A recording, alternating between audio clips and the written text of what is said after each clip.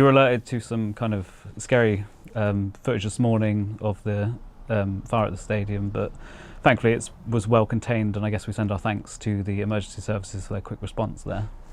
Yeah, incredible. I was driving down from home and got a text at 5:30 in the morning, which is always, well, I've never had one before, so it's a strange time to get a text. And yeah, pulled over and seen that, there was a fire, which I knew nothing about. Looked at some footage on social media and was extremely worried.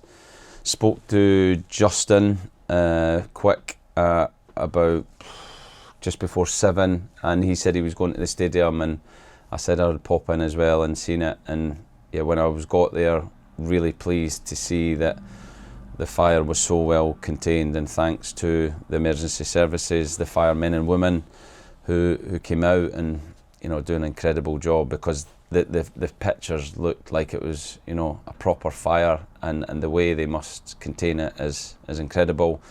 Although that being said, there is still some damage to parts of the stadium that are important for a match day and different things. So I don't know the full extent. What I must say, everyone from the stadium that needed to be there was there at 7:30 this morning. And work is already underway on assessing the damage, assessing what needs to be done to fix it, and make sure that our game next week is on. On the pitch matters, we caught up with Kev after the game on Tuesday, so we've not got your reflections from that. How did you think we got on in that game against Newport? Yeah, really pleased that we made so many changes again. The team played in the same way, the way we want to play, that the whole squad now kind of buying into that, the whole squad being part of that, I think is really important in these last kind of 5 or 6 games. I think it's been where every player is contributing, whether they're from the start, whether they're the finisher. In the next game it can change. I think everyone is fit and ready to play when they're called upon. And yeah, I thought it was a really good performance, professional again, clean sheet. Always a really important aspect to how we play. Jack made one really good save first half, but apart from that, I don't think they had many chances. We controlled the game, first half in particular, without really creating, and then second half, I think we went through the gears and probably could have scored more, and that would be the only aspect of our game, that to be a little bit more ruthless and kill games off, so we don't have that edgy kind of last 10 minutes. Delighted with so many aspects of what we did, and obviously getting through was the most important thing. Speaking of players contributing as well, I'm not sure many people would have had the manner of the goal down for Tuesday, but that was quite some technique and finish from Ed to put us in the lead. Yeah, delighted for him. It's not a centre-half's goal, it's not a goal I'd expect Turnsey to score, but delighted for him. We made him captain, we wanted to give him some more responsibility in a really young team. And for him to then score with that, I might need to give him it more if he's going to do that every game he wears the armband. But yeah, really happy for him and really happy for the whole group. It was a really young team right throughout the team, and I thought the confidence and the energy we played with was excellent on the night, and like I said, we deserved to win. That makes it 5 games unbeaten in all competitions as well, which can only breed confidence going into the weekend. But what do you think has been the key to this good run of form? Consistent behaviours. I think we spoke a lot after the Plymouth game, which it was the start of our third block. We made it the start for a particular reason, because we felt like it was a block in itself. The Plymouth game, the Devon Derby, such a big game, a unique game, that we felt like starting the block with that game was really important, and then building momentum off the back of it has been really good, and I think the players deserve a lot of credit, because it would be very easy after a game like that, the emotion of that game, to ease off, to kind of think that that's all we needed to do in terms of this block, but they've really taken it on, and that comes from training consistently every single day, setting standards, not letting complacency set in, and we have to keep doing that. But like I said, we now have a bank of games and behaviours and confidence behind us that we can take to any stadium, any team in our league and any cup, and know that on our day we're a really difficult team to play against and a difficult team to beat. We're back on the road on Saturday as well, facing Leyton Orient, a team that sit one place below us in the league, and they have a pretty identical record to us as well. So what can you kind of expect from them on Saturday? A really tough game. I think, we can't forget they were a playoff team last year that, done extremely well to get to the playoff final. They had a similar start last year, then went on an incredible run late around about this time, and then second half of the season. We won there last year and know how tough it was, know how much we had to suffer.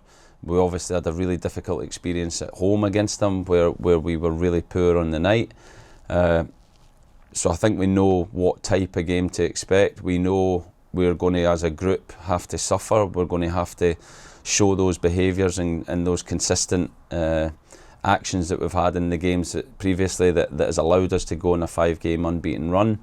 But yeah, another game that we're really looking forward to, another challenge that we're looking forward to, and we're going into it full of confidence. John Lee got through his planned 45 minutes on Tuesday, but Liam Oakes came off with a knock as well. I mean, how are the rest of the squad looking, and how is Liam doing? Yeah, Oakes got a kick and a twisted ankle, which he's working hard, foot in an ice bucket, get the swelling down, get the pain kind of out of it as quickly as possible. It's not too serious, I don't think, so we'll assess him and see what he's like, but I think he'll be a doubt for the weekend. Everyone else is fine, came through the game. Liam's someone who's taken his chances as well and given them this season, and someone who's looked pretty impressive as he's slotted into the team. Yeah, he's been great. He's trained at a level from pre-season right through, a really high level, and any time he gets an opportunity, and whatever game it is, that Oakes is going to give you everything. He's very versatile, he can play in a number of positions, a really good footballer. I loved how disappointed he was on Tuesday night to come off the pitch and be injured. He shows how much he cares about his career and the team in general. So yeah, fingers crossed, like I said, he can come back quick, because he's been a really bright spark for us this year. I believe Jake Hayes is back in full training now as well, and great to see Carlos back at the training ground. How are those two coming along?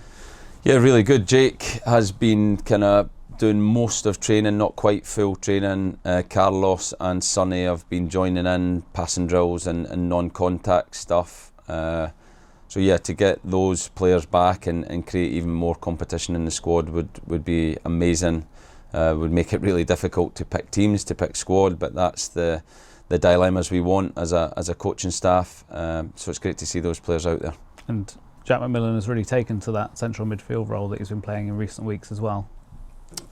Yeah, Jack, you could play Jack anywhere. I think the only position I've not played Jack is goalkeeper.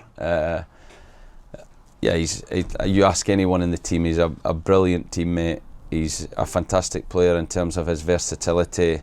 His football brain is so good in terms of what we want from the team, whether he's playing wing back, whether he's playing 6, 10, you can rotate him inside, outside, and like I said, he's one of the players that his teammates really appreciate, how good a player he is and what he does for the team. So for him to play regularly as a 6, he's probably feeling a bit uncomfortable that I've not moved him about so much recently, but with the injuries we've had in there, he's done that position extremely well. He's done it before for us, but consistently him and Ethan have been excellent in there, in and out of position, and it's been a big positive for us in these games. One player who'll be out this weekend is Josh McGuinness, and we wish him all the best with Northern Ireland as always.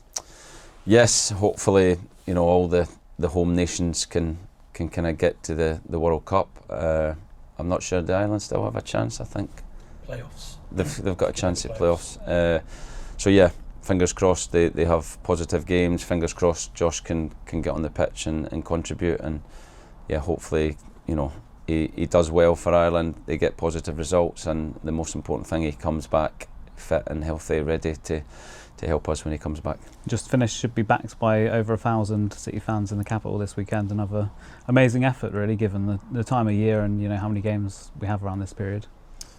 Yeah, amazing. I seen the other day that we'd sold out our allocation, and yeah, it's remarkable the distance that they'll have to travel. It's a long way, the other side of London, and yeah, this time of year, obviously Christmas just round the corner.